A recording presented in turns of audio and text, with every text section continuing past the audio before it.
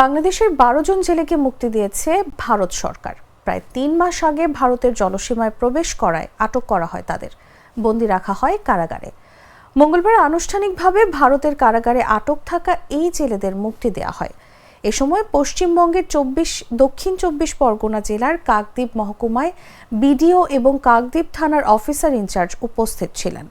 আদালতের নির্দেশ মেনে 12 জেলেকে ছেড়ে দেওয়া হয়েছে বলে জানান কারাগার কর্তৃপক্ষ।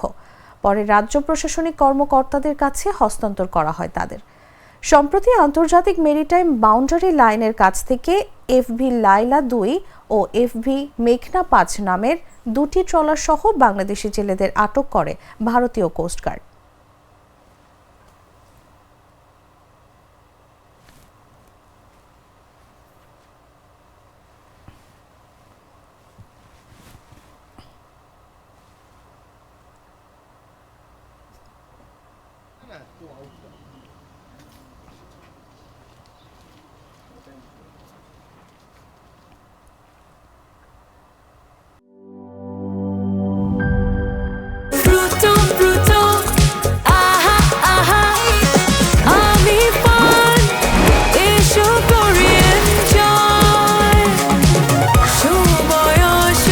প্রাণ ফ্রুটো, সময় অসময় ফ্রুটোময়।